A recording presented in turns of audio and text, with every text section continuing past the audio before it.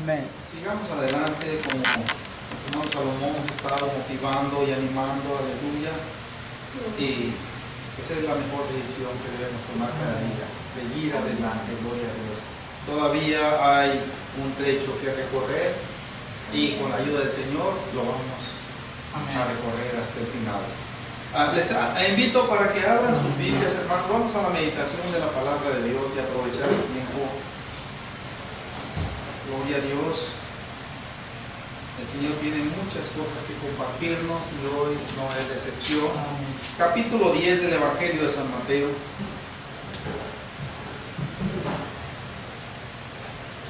Versículos 35 y 36. Estamos en los versículos, hermanos. Vamos a continuar.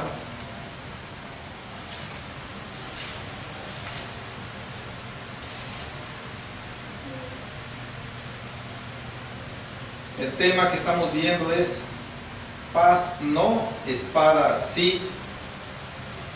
Dice así el versículo 35 y 36.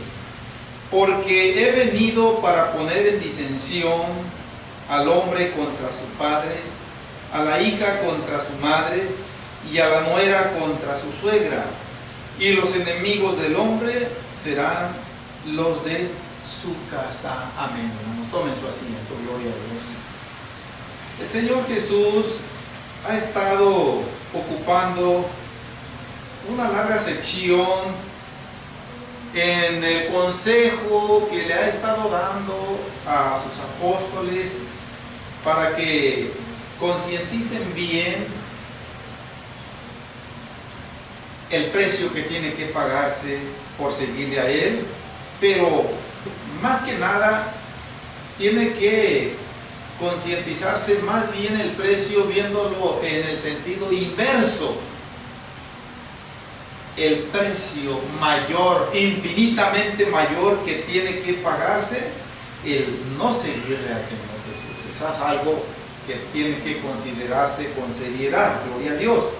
Les he estado diciendo que van a encontrar oposición, rechazo, tribulación, cárceles, azotes, rechazos en la sociedad, rechazos en la autoridad religiosa, rechazos y oposición, burlas en la autoridad política, pero ahora el Señor les está diciendo algo que ellos pues iban a tener que enfrentar todavía con más firmeza, que esa oposición, ese rechazo, iban a experimentarlo en el seno de su misma familia.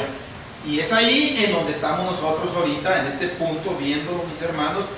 El Señor usó la palabra disensión en el seno familiar, que significa división, contienda, oposición dentro del círculo familiar, gloria a Dios, en donde la autoridad, en donde la cabeza es el padre, es el esposo.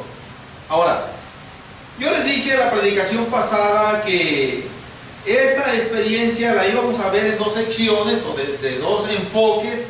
Uno de ellos, el enfoque judío, como los judíos experimentaron en su mayor parte esta contienda u oposición en sus casas. Mencionábamos la serie de festividades que ellos celebraban a través del año y que cuando se convertían a Cristo ya no participaban de esas festividades, y eso generaba que hubiera un rechazo familiar al miembro de la familia, cualesquiera que fuera, que ya no participaba en esas fiestas anuales que celebraban los judíos, y era objeto de señalamiento en vía de reprobación por sus familiares, por los vecinos, por la autoridad religiosa y en general por toda la sociedad. Bien, ya estuvimos viendo ese enfoque judío en la predicación pasada, centramos nuestra atención en toda la predicación prácticamente, pero ahora vamos al segundo enfoque. al enfoque gentil, el que nos corresponde ahora a nosotros, el que estamos viviendo, gloria a Dios. ¿Cómo es que esto nosotros lo experimentamos? ¿Cómo es que lo experimenta cada cristiano, cada persona que se va convirtiendo al Evangelio alrededor del mundo? Se siente un ambiente austero en diversas proporciones, se siente un rechazo al miembro de la familia que se aparta de esa manera de vivir que a Dios no le agrada. Y hermanos, yo tuve la experiencia en lo que a mí respecta y les voy a platicar un poco. Creo que esto va a darles a ustedes luz para recordar cómo es que de alguna manera ustedes también, si no exactamente, pero sí de alguna manera experimentaron un rechazo familiar. Gloria a Dios. Digo esto, hermanos, cuando nosotros optamos por ser honestos con el Señor. Cuando queremos solamente llevar una religiosidad como algo tipo social, no vamos a experimentar ningún rechazo. Eso sí se los digo. Pero cuando nosotros sí queremos tomar las cosas en serio con el Señor, querrámoslo o no, vamos a experimentar rechazo en mayor o menor proporción. Para empezar, yo recuerdo, mis hermanos, voy a hacer memoria de esto. Uno de los días que tanto celebrábamos en el ámbito familiar era la llamada Navidad o Nochebuena. Era un día en donde nos reuníamos. Primeramente nos reuníamos, recuerdo, en casa de mis abuelos paternos. Ahí todas las hijas y los hijos de mis abuelos paternos, obviamente ahí estaba mi padre, con todos los hijos, se llenaba la casa, se llenaba el patio, se llenaba la sala, se llenaba todo de gente grandes y chicos, pero lo que caracterizaba esa reunión familiar era la borrachera. Sí, yo recuerdo que un año se emborrachaban los hombres nada más, los hombres adultos, y las mujeres se encargaban de batallarlos, de atenderlos, que se agarraban vomitando, uno por allá, otro por allá caía, ahí andan las mujeres batallándolos, levantándolos, llevándolos a acostar a la cama, dándoles alguna especie de medicamento casero para que se les bajara un poco.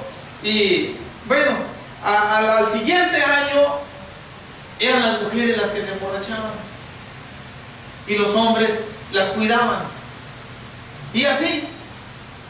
Bien, otra de las festividades era el Año Nuevo, también a celebrar el Año Nuevo. Lo mismo, se reunían en casa de los abuelos paternos. Ahora, pero llegó el tiempo cuando los abuelos paternos ya su edad ya no les favorecía para estar en eso. Poco a poco eso se fue desvaneciendo, pero se fue yendo a los hogares de los hijos a seguir esto. Y llegó el tiempo cuando mis abuelos paternos fallecieron, y llegó el tiempo inclusive cuando ya mis padres fallecieron, pero de todas maneras los que iban quedando iban siguiendo con estas celebraciones, y hasta la fecha todavía.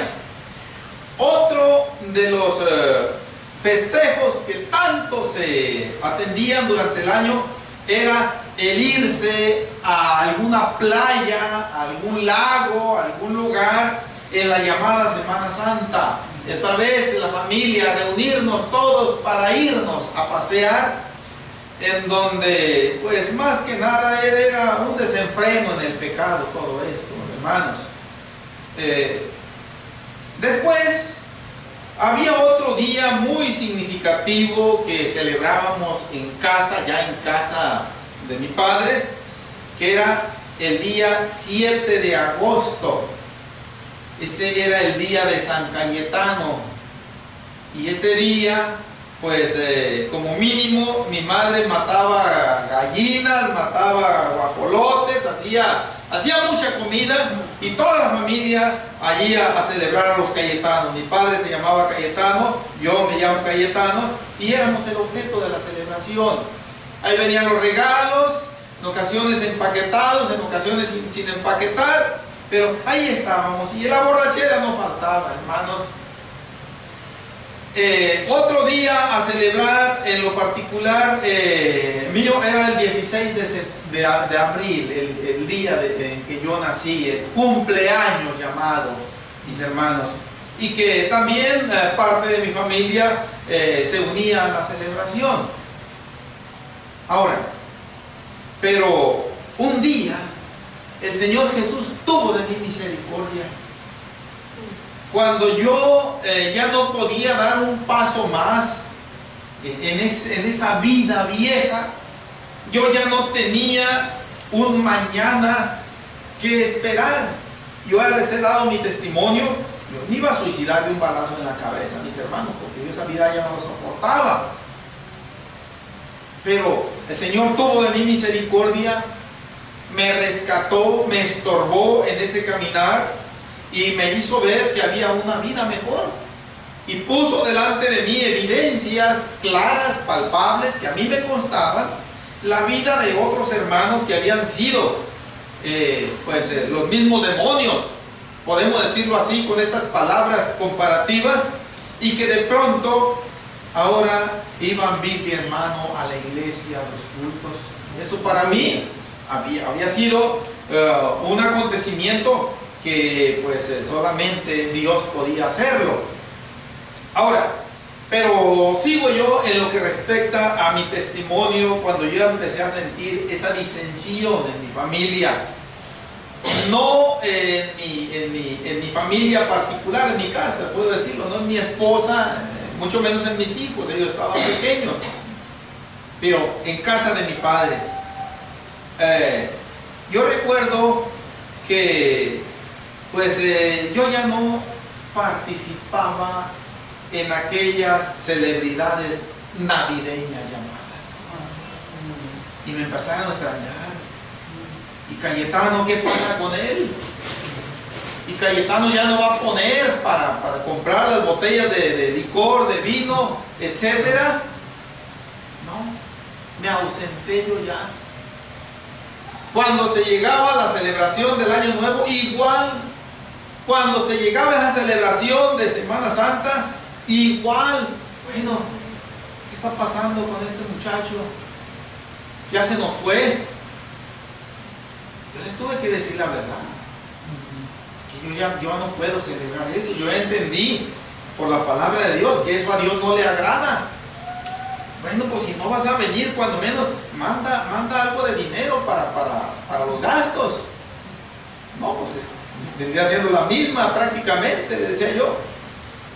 Entonces, no, ya conmigo no cuenten. Los estimo mucho, los amo mucho como familia, pero ya no puedo yo. Eso es algo que tal vez ustedes no comprendan, pero yo ya no voy a participar en eso. Y esto, ya no digamos, hermanos, a mis padrinos, a aquellos que me habían bautizado conforme a la tradición católica, que me habían confirmado, yo dejé de llamarles padrinos o ninos. Y fue una ofensa para ellos. Fue una ofensa. O sea que yo vi el rechazo, sentí el rechazo inclusive. Pero, hermanos, yo entendí por la palabra de Dios que tenía que tomar la decisión. O darle gusto a mi familia, o, con otras palabras, decir esto: demostrarle más fidelidad y amor y estima a mi familia, que más fidelidad y amor estima al Señor Jesucristo. Yo dije, el Señor ya me dijo que Él tiene que estar en primer lugar, y me está previniendo, y me previno con toda claridad de que esta oposición, de que este rechazo me iba a topar con él. Cuando yo iba a hacer mi compromiso, el Señor me hizo ver bien a través de su palabra, por medio del hermano que me evangelizó. Todo esto se me hizo ver claro. Y yo conscientemente tomé la decisión de seguir a Cristo, aún a sabiendas que esto se iba a presentar, como de hecho se presentó. Gloria a Dios. Hermanos, ¿y por qué el Señor toma tantos versículos, tanto espacio, tantas palabras para enfatizar en lo mismo prácticamente, hermanos, desde todo este capítulo 10? El Señor ha venido avisándole, previniéndole a los apóstoles de que esto es un hecho que ellos van a experimentar. Y que no deberán de extrañarles cuando esto se presente. ¿Por qué el Señor toma tanto tiempo y espacio para ocuparse de estas serias prevenciones? Él no engaña a nadie, Él nos dice con toda franqueza la realidad de lo que vamos a pasar. El Señor sabe que en esta humanidad el desánimo va a estar siempre a un paso de nosotros. ¿Sí? El querer tirar la toalla y dejar de servir al Señor va a estar siempre a la vuelta de la esquina. No va a hacer falta mucho esfuerzo para esto. Y el Señor quiere primeramente que todo aquel que se alinee como discípulo de Él, que la piense bien, que no tome una decisión a la ligera, como suele suceder en estos tiempos modernos, de que solamente por escuchar algún sermón que despierta tal vez alguna emoción, o tal vez contagiándose porque los que están a nuestro lado, a nuestro alrededor, toman una decisión aparentemente positiva de seguir a Cristo y eso puede motivarnos. No, dice el Señor. Fíjense bien en todo lo que yo les estoy previniendo que va a pasar, para que ustedes tomen nota, para que ustedes se den cuenta bien de la realidad. En otras palabras, implícitamente el Señor lo que nos está diciendo con todo esto que estamos viendo, que hemos estado viendo y que estamos viendo hasta ahorita, nos está diciendo que caminar con Él no es fácil. No va a ser fácil. Y de hecho nosotros lo hemos estado experimentando a cada día, mis hermanos. Gloria a Dios. Que yo digo que si no fuera la gracia misericordiosa del Señor, no, hace ratito, mis hermanos, que ya anduviera otra vez. Si es que el Señor me mantuviera con vida, allá anduviera otra vez donde andaba antes. Pero no, digo, ya sé el ambiente allá, ya lo conozco, ya sé cómo se vive allá, ya sé allá quién es el amo que me está esperando para esclavizarme. Yo seguiré adelante. Gloria a Dios. Vienen muchos pensamientos negativos de que compartan, diles que ya te sientes sin ganas, diles que ya no les voy a decir nada. Yo voy a seguir al Señor. Bien, hermanos, cuando un hermano, yo ya les dije mi experiencia, ustedes saben, cada uno su experiencia, no conviene, mis hermanos, que por hacer sentir bien a nuestros padres terrenales, a nuestros hijos terrenales, a nuestros hermanos consanguíneos y demás familia cercana o lejana, que por hacerlos sentir bien, nosotros participemos deliberadamente en esas formas de celebridades tradicionales y paganas. Allá en la ciudad de Guamuchil, de donde somos, cada 12 de diciembre pasean un ídolo en carro por algunas de las calles de la ciudad. Ese ídolo se llama la Virgen de Guadalupe, o la Guadalupana, como se le llama también. que también se le conoce como la patrona de México. Y ahí van paseándola y cantándole con banda, y hasta las patrullas de la policía escoltando ahí. Mucha gente ahí abocándose. Y yo, antes de tener conocimiento de la palabra de Dios, como no podía yo participar ahí, porque como trabajaba en la policía vial, en la policía de tránsito, tenía que estar en algún punto ahí para controlar el tráfico, pero se me hacía atractivo eso. Y cuando el Señor tuvo de mí misericordia, mis hermanos, dije no. Ya después, ya yo tenía la oportunidad, ya no estaba en tránsito, ya me había salido, pero ya el Señor me había hecho saber que eso a Él no me agradaba. Empieza esa celebridad desde las mismas 12 de la noche. Mucha gente devota le lleva la banda, la música, regalos, ¿sí? Abarrotada la parroquia ahí.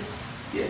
Ahí a 17 kilómetros rumbo a la sierra está la cabecera municipal de Mocorito.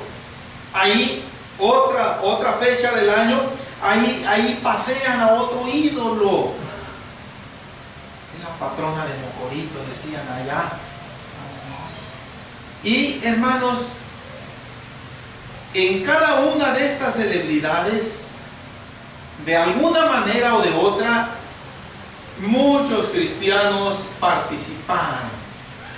Digo participar, de mi parte, yo afortunadamente no participé. Pero cuando se convirtieron al Señor,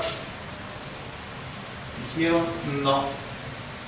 Y en el ámbito familiar, que se disponía toda la familia a ir a tomar parte en esa celebración pagana, se le mira con extrañeza al hermano, a la hermana, si es el esposo, si es la esposa, si es un hijo, etc. ¿Y tú no vas a ir?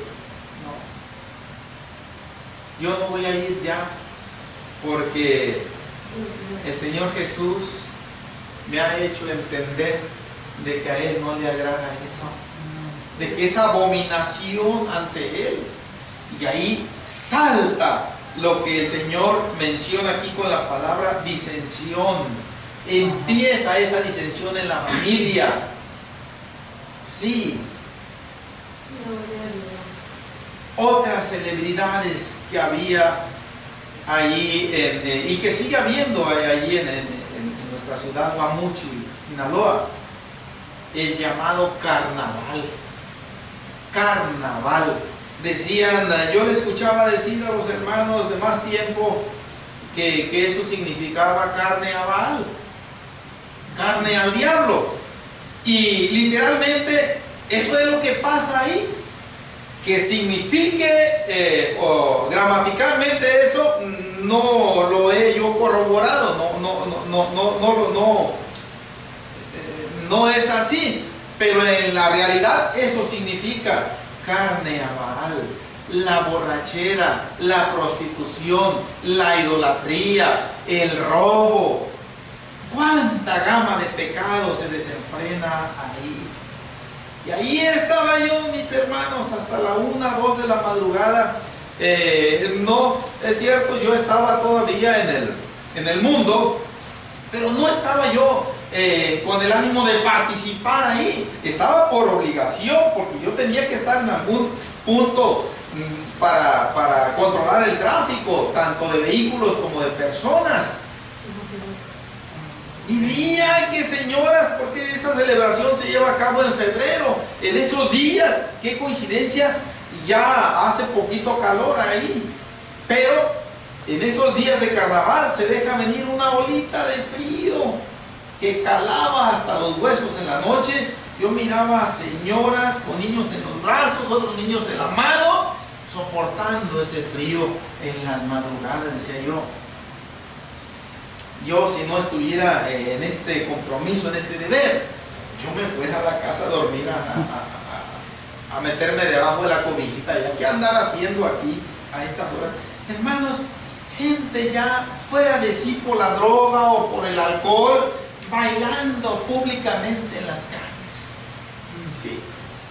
Matrimonios o amaciatos, etcétera, no sé, bailando, no les daba vergüenza que los mirara todo el mundo ahí, cayéndose a veces, levantándose. Total, de eso se trata el carnaval, de dar un espectáculo. Bien. Y cuando un hermano, cuando una hermana se convierte a Cristo, ya no sigue al núcleo familiar, a esas celebraciones, y viene la disensión, viene la oposición, viene ese rechazo desde el mismo seno familiar. Aquí, mis hermanos, estos versículos que leímos como base de la predicación, 35 y 36, viene siendo una especie de extensión de lo que el Señor ya había dicho acá en el versículo 21, donde dice: el hermano entregará a la muerte al hermano, y el padre al hijo, y los hijos se levantarán contra los padres y los harán morir. Esto viene siendo una especie de extensión, nada más que con una diferencia. Aquí el Señor, en 10:35 y 36, toma una cita de Miqueas. El profeta Miqueas, vamos a Miqueas capítulo 7, Viejo Testamento, gloria a Dios. Uno de los profetas que el Señor usó para reprender al pueblo de la tierra en aquel entonces, Miqueas de Moreset, capítulo 7.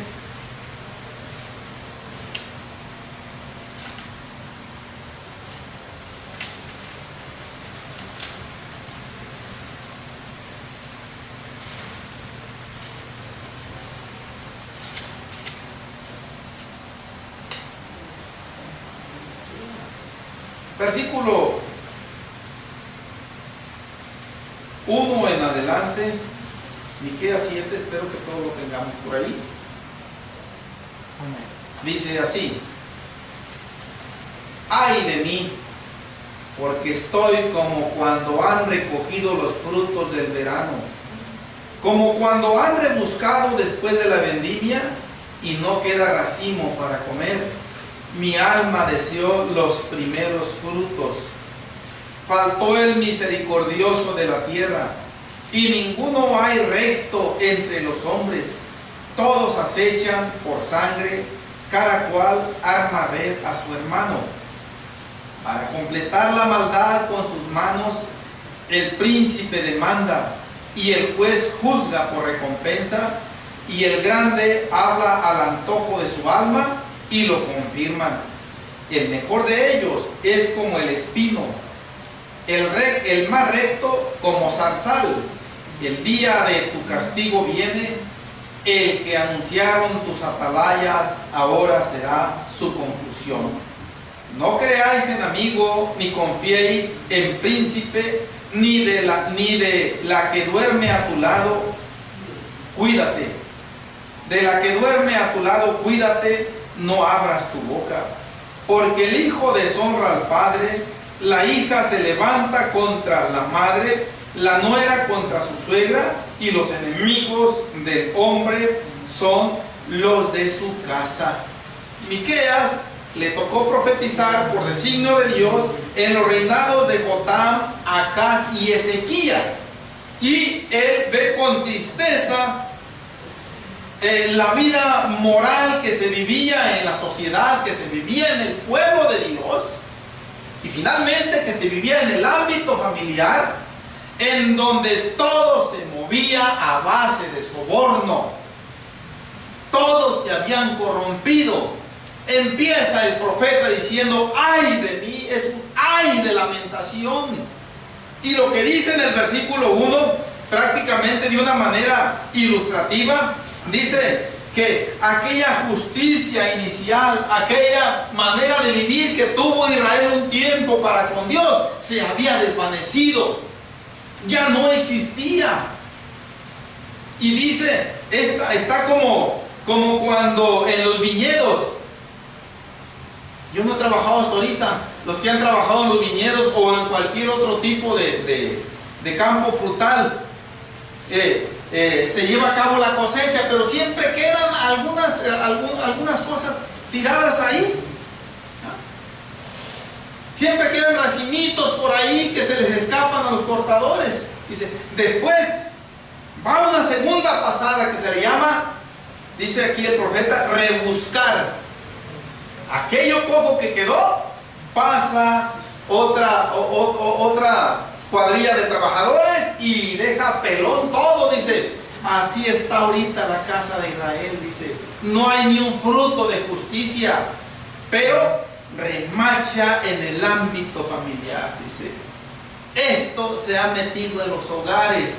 Notemos que el énfasis del profeta es en el hecho de que son los padres los que son deshonrados por los hijos o sufren a manos de los hijos. No son los hijos los que son castigados a manos de los padres, como normalmente suele suceder.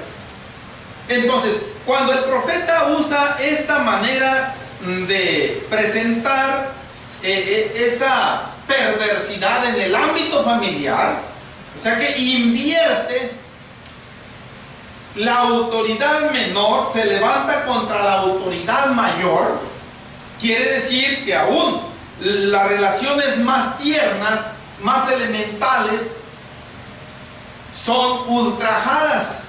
Y cuando se ultraja de abajo para arriba ante los ojos de Dios, es doblemente malo.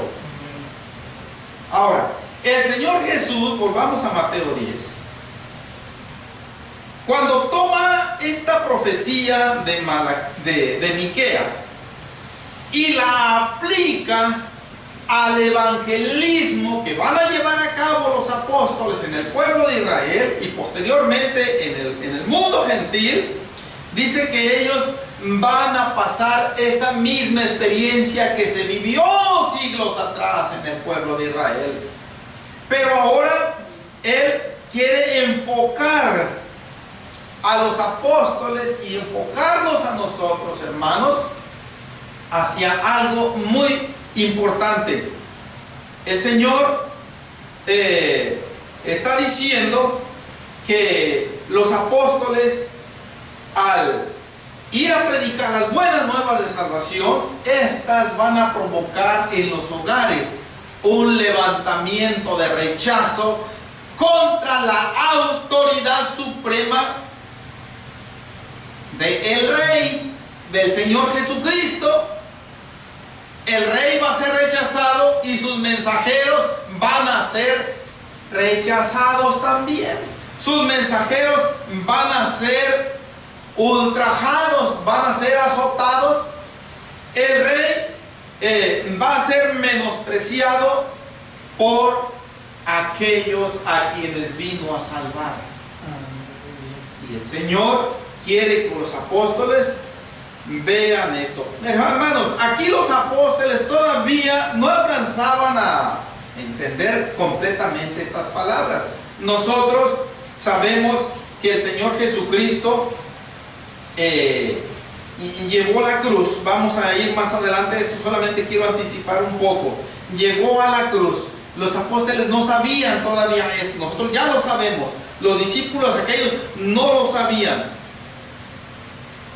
Pero el Señor lo que les está diciendo es que la proclamación del Evangelio va a provocar un rechazo contra la autoridad suprema del cielo. Y va a provocar un rechazo, burla y menosprecio contra los mensajeros que el Rey está enviando. Claro que la disensión, la división, la contienda en el ámbito familiar era un hecho también, se dio.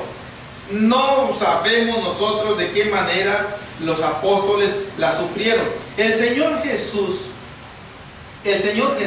tuvo esta misma experiencia, ¿sí?, con su misma familia. San Juan capítulo 7.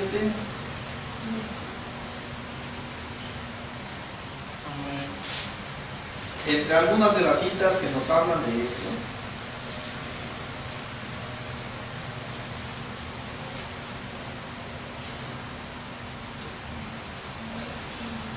Evangelio de San Juan, capítulo 7, versículo 1 en adelante. Dice así: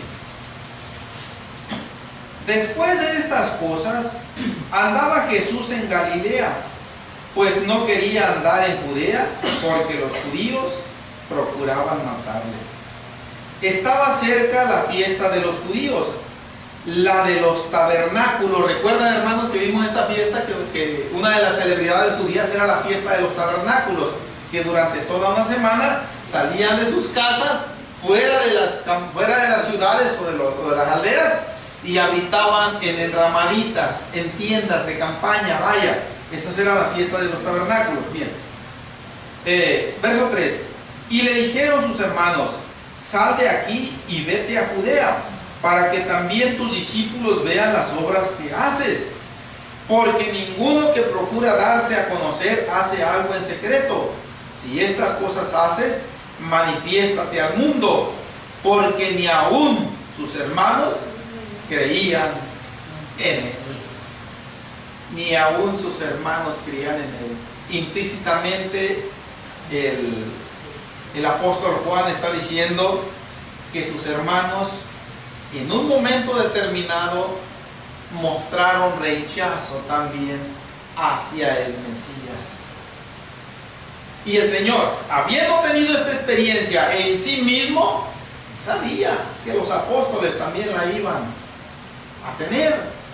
Y sabía que todo aquel que en toda la historia de la iglesia se comprometiera con Él, iba a experimentar esto mismo también. Qué triste, hermanos, qué doloroso es sentir el rechazo de nuestra misma gente. Es doblemente doloroso esto. Pero aún así, mis hermanos, si esto es doblemente doloroso, creo que el Señor Jesús pasó por la experiencia, ya vimos, del rechazo de su familia consanguínea, en el sentido de que pues Él nació del vientre de María y sus hermanos también nacieron del vientre de María, ya también engendrados por José los demás. Pero también sufrió rechazo y traición de uno de sus apóstoles, Judas Iscariote. Sufrió la negación del apóstol Pedro, pero fue una negación eventual, que a todos nos pasa, que a todos nos ha pasado, pero que no es un hábito de vida que se toma. Judas sí, él conscientemente y para siempre decidió traicionar al Señor Jesucristo. Y como así al Señor le sucedió, Él dice, también, aparte del rechazo de la sociedad civil, aparte del rechazo de la autoridad religiosa, aparte del rechazo de la autoridad política, aparte del rechazo de la misma familia consanguínea, va a haber también rechazo y traición y disensión de los mismos hermanos en la fe. Primera de Corintios, capítulo 11.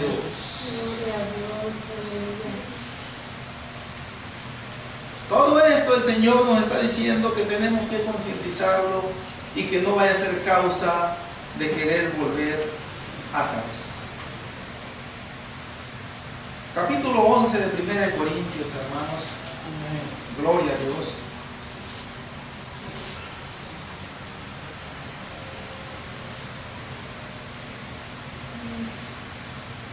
Y con esto terminamos la predicación de esta tarde. Síganme del versículo 17 en adelante. Pero al anunciaros esto que sigue, no os alabo, porque no os congregáis para lo mejor, sino para lo peor. Pues en primer lugar, cuando os reunís como iglesia, oigo que hay entre vosotros divisiones, y en parte lo creo, porque es preciso que entre vosotros haya disensiones, para que se hagan manifiestos entre vosotros los que son aprobados. Primera de Corintios 11, 17 al 19. Dentro de la misma iglesia, entre los hermanos de Corintios, hubo divisiones, hubo disensiones. ¿Por qué? Porque no todos estaban dispuestos a pagar el precio de seguir al Señor. No todos estaban dispuestos a abnegarse, a humillarse y obedecer la palabra de Dios. Muchos de ellos querían seguir anteponiendo sus intereses mezquinos, su forma de vida muy particular, aun cuando entendían y habían recibido la predicación de que eso tenía que morir ante las plantas de Cristo. Ellos decían, no. Y se veía esa diferencia. Y el apóstol Pablo les está diciendo, implícitamente les está diciendo, las divisiones en las iglesias de Dios va a ser algo que se va a dar tarde que temprano. E inclusive va a ser algo de lo más normal. No he conocido yo una sola congregación en donde no haya habido un desgarriate, en donde no haya habido una separación. ¿Por qué? Porque nunca van a faltar los miembros que van a querer llevar esa tendencia que se aparta de la palabra de Dios, que van a querer llevar esa tendencia de seguir todavía con las telenovelas, con las películas, de querer seguir toda esa tendencia de los festejos tradicionales. A menos que el pastor se haga para allá y se haga para acá para llevarla bien, no va a haber tanto problema. Pero cuando el pastor vea esta situación y quiera imponer la palabra de Dios, cuando menos predicarla con esa claridad y no solapar ese tipo de conductas, mucho menos ser participante de ellas, las disensiones son inevitables. Y el apóstol Pablo está diciendo, pero que esto no los vaya a desalentar para que todo el mundo se vaya al mundo, vaya. No, dice, esto es una evidencia, como una especie de criba que el Señor está llevando a cabo para que se vayan quedando aquellos que son aprobados por Él. Sí, no todos van a querer pulverizar ese orgullo, esa arrogancia, esa mezquinidad. No todos van a querer ofrecerle al Señor Jesucristo, poner ante su altar el orgullo, la arrogancia, el egocentrismo, el egoísmo. Dice, no todos. Dice, y esos que no quieran, dice, pues van a provocar la disensión, la desbandada. Bien, sigan adelante aquellos que quieran ser participantes del reino de los cielos. Gloria a Dios. Hermanos, dejamos aquí este punto. Y si el Señor nos concede, la próxima predicación pasaremos al versículo 37 y 38 y siguientes, hasta darle la terminación a este capítulo 10, mis hermanos, si el Señor nos concede. Y que todo esto que hemos estado escuchando, mis hermanos, nos sirva para afirmarnos más en el caminar con el Señor. Gloria a Dios. Oramos, hermanos.